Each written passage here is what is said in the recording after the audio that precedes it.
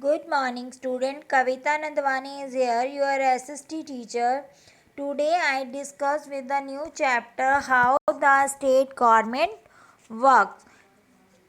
Firstly हम study करेंगे जो हमने लास्ट ईयर में इस चैप्टर में स्टडी किया उसको डिस्कस करेंगे, इंट्रोडक्शन लेंगे.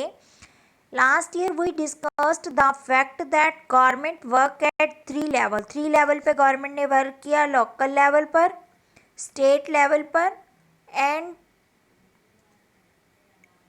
नेशनल लेवल पर. ठीक है, गवर्नमेंट ने वर्क किया स्टेट लेवल पर, लोकल लेवल पर और नेशनल लेवल पर. ठीक है, in this chapter we examine the work of the government at the state level. इस चैप्टर में हम ये स्टडी करेंगे कि गवर्नमेंट स्टेट लेवल पर मतलब राज्य लेवल पर, राज्य स्तर पर कैसे काम करती है. How does the take place in a democracy.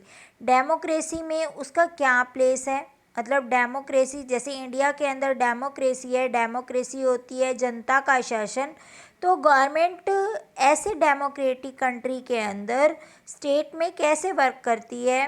ठीक है, ये चीज़ हम इस चैप्टर में स्टडी करेंगे. What is the role of a member of the legislative assembly and the minister. अब हम इसमें ये भी स्टडी करेंगे कि जो लेजिस्लेटिव असेंबली है मीन्स जो विधानसभा है और उस असेंबली के जो मेंबर्स हैं, एमएलएज हैं और मिनिस्टर्स हैं, वो किस तरह से तो चुने जाते हैं. ठीक है, और वो किस तरह से काम करते हैं. इन सभी क्वेश्चंस के जो आंसर हैं वो हमें इस चैप्टर में मिलेंगे. We look at the question through the example of health. अब ये जो क्वेश्चन है how the state government work, कि स्टेट गवर्नमेंट कैसे काम करती है, इसके अंदर एमएलए कैसे चुने जाते हैं, या जो गवर्नमेंट बनती है लेजिस्लेटिव असेंबली है उसके जो मेंबर्स होते हैं वो कैसे काम करते हैं. इस सब को उन्होंने क्या किया है, एक एग्जाम्पल से समझाया है, हेल्थ एग्जाम्पल से. अब हम एग्जाम्पल की तरफ चलते हैं.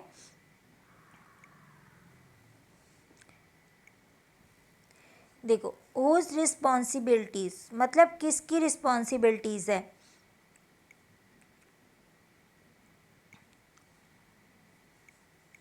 देखो, hey look at this, it say that there is a water shortage in our state and people are falling sick. देखो, अब ये क्या है, दो गर्ल्स हैं जो कि अपने स्कूल की लाइब्रेरी में बैठी हैं और न्यूज़पेपर रीड कर रही हैं और ये स्टडी कर रही हैं कि हमारे राज्य में, हमारी स्टेट में वाटर की कितनी शॉर्टेज है जिसकी वजह से पीपल क्या हो रहे हैं, बीमार हो रहे हैं.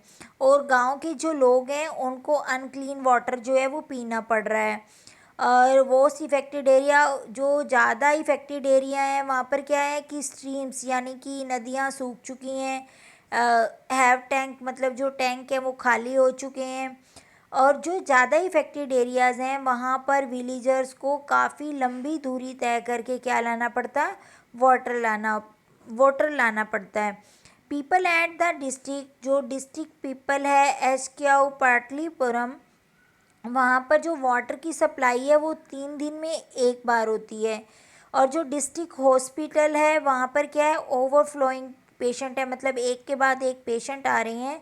और लार्ज नंबर ऑफ उसमें क्या है, चिल्ड्रन है जो कि किससे इफेक्टिव है, डायरिया से इफेक्टिव है. On the TV news they said 10 people have died from the diarrhea. वो टीवी की न्यूज़ भी सुनते हैं, उसके अंदर क्या है कि जो 10 पीपल हैं, 10 पीपल्स हैं वो क्या है, डायरिया से इफ़ेक्टेड हो गए हैं, मतलब उनकी डेथ हो गई है. Who knows just hope I don't get it. वो जो उसकी फ्रेंड है वो कहती है आई होप कि हमें कभी भी ऐसा ना हो. माई मदर है said not to have any person to drink for the market. देखो, उसने अब फ्रेंड्स आपस में बात करती हैं कि मेरी मदर कहती है कि ड्रिंक, कोई वाटर जो बाहर मार्केट में ड्रिंक है वो नहीं पीनी है, वो हमारी हेल्थ के लिए अच्छी नहीं होती है. ठीक है, तो वो दोनों गर्ल्स क्या हैं, दोनों गर्ल्स रोड पर स्कूल से वापस जा रही हैं. जैसे ही वापस जाती हैं तो this is road is a block due to the rally. जो रोड होता है वो ब्लॉक होता है और एक जो पुलिस वाली इंस्पेक्टर है वो उन्हें रोकती है और उनको बोलती है कि ये रोड ब्लॉक है, आप यहाँ से मत जाओ. तो वो गर्ल्स जो हैं वो उनसे पूछती हैं कि मैम ये रोड ब्लॉक क्यों है. तो वो उन्हें बताती है कि लोगों ने रैली की है they have gathered the MLA residence, वो क्या है, एमएलए के रेजिडेंस पर गैदर हुए हैं, इकट्ठे हुए हैं, किस लिए हुए हैं, अपनी प्रॉब्लम को बताने के लिए। वो काफ़ी एंग्री हैं और वो किसी के कंट्रोल में नहीं आ रहे हैं। उनकी जो डिमांड्स हैं, वो अपनी डिमांड्स जो हैं इमीडिएटली मनवाना चाहते हैं, इसलिए वो क्या है, एमएलए के पास आए हैं। और ये सारी जो वर्किंग है वो एमएलए की रिस्पॉन्सिबिलिटीज़ हैं। मींस जो स्टेट गवर्नमेंट में जो काम कर रहा है उसमें हमें स्टडी करने को मिलेगा कि एमएलए कौन होता है, मेंबर ऑफ लेजिस्लेटिव असेंबली। ठीक है, इसकी फुल फॉर्म भी आपसे एग्ज़ाम में पूछी जा सकती है कि what is the full form of MLA. MLA means member of legislative assembly. अब हम स्टडी करेंगे कि who is an MLA. In the above section you have read about the some event in Patalipuram. हमने जो इसमें स्टडी किया, काफ़ी ये जो अभी एग्जाम्पल देखा ये पाटलिपुरम का था। You may be familiar with the some official name such as collector, medical officer. अब इसमें वो ये बताना चाह रहा है कि हाँ, आप स्टूडेंट्स ने कलेक्टर का नाम सुना होगा, मेडिकल ऑफिसर का नाम सुना होगा, हो सकता है कि आपने एमएलए का भी नाम सुना हो। क्या आप जानते हो कि आपके एरिया में कौन एमएलए है? ठीक है, can you identify which the party she has to belong. और क्या आप ये भी जानते हो कि वो कौन सी पार्टी से बिलोंग करता है? ठीक है, देखो मेंबर, अब इसमें बताया member of the legislative assembly MLA are elected by the people. जो मेंबर होता है लेजिस्लेटिव असेंबली का मीन्स एमएलए होता है, वो पीपल से इलेक्टेड होता है, मतलब पीपल के द्वारा ही उसको चुना जाता है। they then become the members of the legislative assembly and also form the government। देखो वो क्या करता है, लेजिस्लेटिव असेंबली का जब मेंबर चुना जाता है तो वह गवर्नमेंट में आ जाता है, गवर्नमेंट बनाता है। In this way we say that MLA represent people. हम ये बोल सकते हैं कि जो एमएलए होता है वो क्या करता है, रिप्रेजेंट करता है पीपल्स को। किसको करता है, पीपल्स को, मतलब लोगों के द्वारा चुना गया होता है, तो इसलिए वो जिन पर्सन्स के द्वारा वो चुना जाता है उनको रिप्रेजेंट करता है। The example below help the understand this better. ये अब यहाँ पर एक और एग्जाम्पल दे दिया है जिससे अंडरस्टैंड हो जाएगा हमें, हम समझ जाएंगे कि जो एमएलए होता है वो किस तरह से काम करता है और उसका चुनाव जो है वो किस तरह से चुना जाता है। देखो every state in India has a legislative assembly. हर एक स्टेट की अपनी क्या होती है, लेजिस्लेटिव असेंबली होती है, मतलब हर एक राज्य की एक राज्य स्तरीय विधानसभा होती है। Each state is divided into a different areas. जो स्टेट होती है, राज्य होता है, वो डिफरेंट डिफरेंट एरियाज में क्या होता है, बटा हुआ होता है, जिसको कॉन्सिक्वेंस भी बोल देते हैं। For example look at the map below in show that the state of Himachal Pradesh. अब देखो ये जो आपको मैप दिखाई दे रहा है नीचे ये वाला, इस मैप में हमें पता चल रहा है कि ये हिमाचल प्रदेश का है।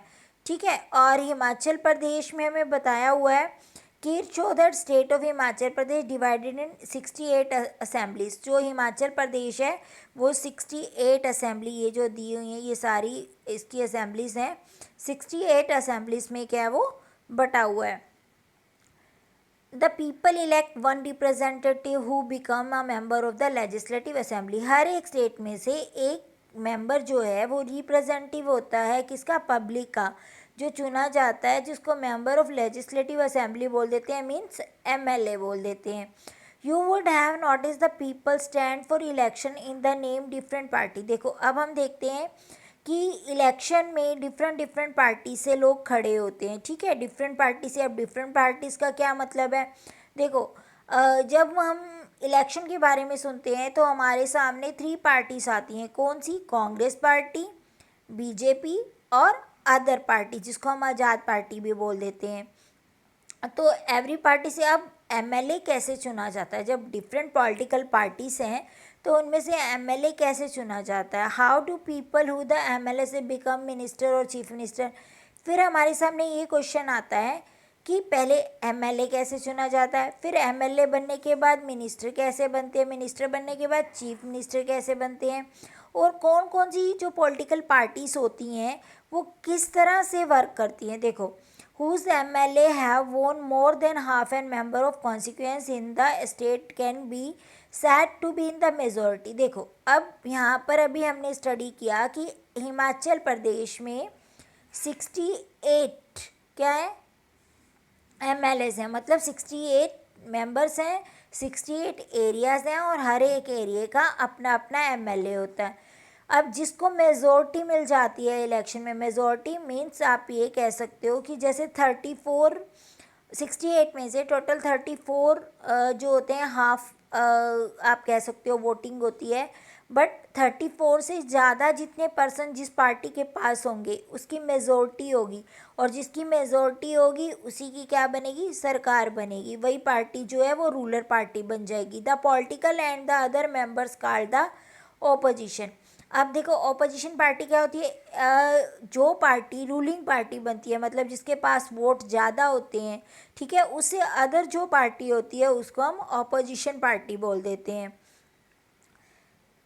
अब इसमें देखो, the legislative assembly of the state of Himachal Pradesh है 68 MLA। अब हिमाचल प्रदेश में कितने MLA हैं, 68, और एरियाज भी कितने हैं, 68। एवरी एरिया से एक MLA यानी मेंबर ऑफ लेजिस्लेटिव असेंबली चुना जाता है, और जितने मेंबर्स जिस पार्टी के पास ज़्यादा होते हैं, जिन मेजोरिटी में होते हैं, मान लो 68 में से किसी के पास 45 है, 45 मेंबर्स का चुनाव एक साइड हो जाता है तो वह मेजोरिटी हो जाती है, और वही क्या हो जाती है, रूलिंग पार्टी में आ जाती है। अब हम आगे स्टडी करेंगे। देखो, result of the assembly election in Himachal Pradesh. अब यहाँ जो हमें दिया गया है वो हिमाचल प्रदेश का रिज़ल्ट दिखाया हुआ है, ठीक है। इसमें रिज़ल्ट में हमें क्या शो किया गया है कि जो पॉलिटिकल पार्टीज हैं उसके पास जो ये भारतीय जनता पार्टी है, मीन्स बीजेपी जो पार्टी है, उस बीजेपी पार्टी के पास 44 वोटिंग जो है उसको मिली है, मीन्स वो मेजोरिटी में है। मेजोरिटी में है तो रूलिंग पार्टी किसकी बनेगी, बीजेपी पार्टी की बनेगी। इंडियन नेशनल कांग्रेस, कांग्रेस को 21 सीट्स मिली हैं, ठीक है। और कम्युनिस्ट पार्टी ऑफ इंडिया यानी मिक्सड, मतलब कि जो इंडिपेंडेंट पार्टीज होती हैं वो 1 है, ठीक है। अब इससे मतलब ये जो एग्जाम्पल दिया हुआ है इससे सिर्फ हमें ये क्लियर होता है कि रूलिंग पार्टी उसी पर्सन की आती है, वही आती है जिसके मेंबर्स में मेजॉरिटी ज़्यादा होती है, जिसको वोटिंग ज़्यादा मिलती है वो क्या आ जाते हैं, मतलब आप ये कह सकते हो कि जिस पार्टी को बहुमत से वोट मिलते हैं वो पार्टी क्या होती है, रूलिंग पार्टी बन जाती है। Candidate from the various political party वोन 2017 assembly election and become a MLA। अब देखो इसमें क्या है, जो पॉलिटिकल पार्टी हमें बताया गया कि 2017 में असेंबली इलेक्शन होते हैं और उसके बीच में से वो जो मेंबर्स हैं वो MLA बन जाते हैं। अब MLA कैसे बनते हैं इसमें सिर्फ यही बताया हुआ है कि अगर 68 जो ये पॉलिटिकल पार्टीज़ हैं ये क्या करते हैं, 34 MLAs जो होते हैं गेन कर लेते हैं, मतलब 34 से ज़्यादा जो MLA एक साइड पर हो जाएंगे उसको मेजोरिटी बोलेंगे। और जो उस टाइम की भारतीय जनता पार्टी थी उसने 44 जो ये कह सकते हो आप, जो 44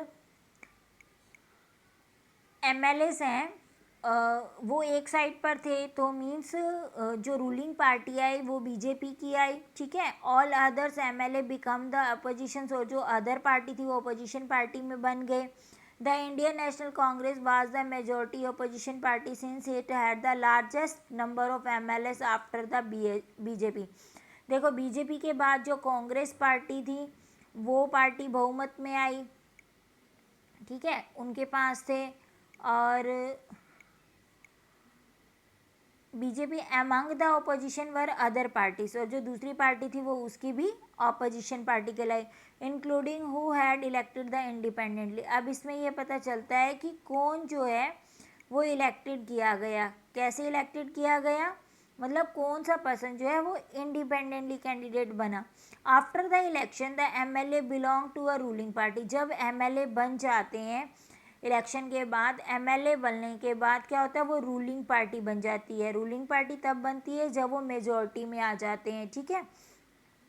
और वो जो रूलिंग पार्टी का जो लीडर होता है वो मिलकर क्या बनाता है, चीफ मिनिस्टर बनाता है। और बीजेपी MLA जो चूज़ करती है, जैसे अभी इन्होंने बताया यहाँ पे Shri Jam Thakar as the leader of become the chief minister, जो वहाँ पर उस समय के जो थे वो चीफ मिनिस्टर बने। Chief minister then select the other people minister, और जो चीफ मिनिस्टर होता है वो अदर पीपल को क्या बनाता है, मिनिस्टर बनाता है।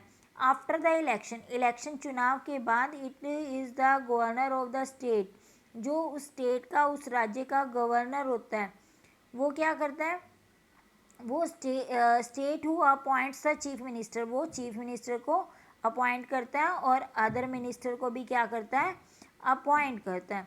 ठीक है, अब देखो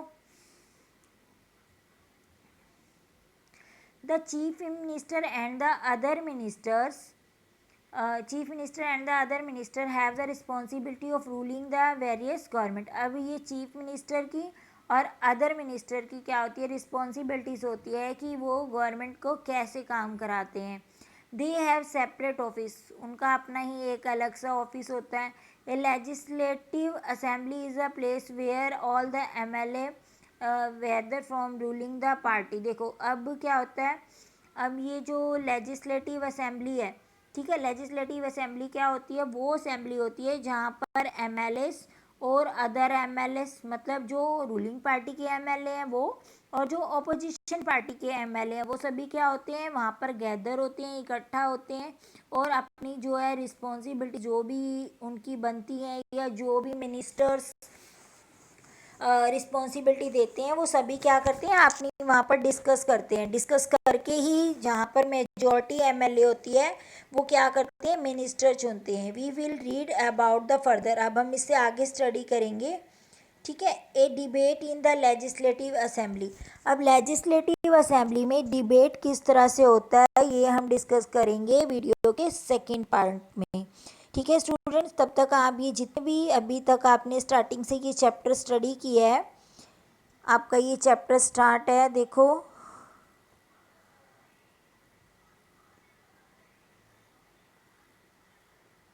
पेज नंबर 30 से स्टार्ट है, पेज नंबर 30, 31, 32, ठीक है, एंड द 33, 30 से लेकर 33 तक का आपने चैप्टर रीड किया। अब इसमें आपसे कई क्वेश्चन अराइज हो सकते हैं, जैसे what is happening in the Patalipuram, Patalipuram में क्या घटित हुआ, why is this the problem serious, क्या सीरियस प्रॉब्लम थी, what action do they think can be taken in the above situation. अगर आपके सामने ऐसी सिचुएशन आ जाती है तो आप क्या एक्शन लोगे, और do the think should take this action, मतलब क्या, इस तरह से कई आपके पास MCQs क्वेश्चन और वेरी शॉर्ट क्वेश्चन जो है 30 से लेकर 34 पेजेस तक अराइज हो सकते हैं। ठीक है student, you will try to make a question and answer and then send to me. Thank you students, have a nice day, take care.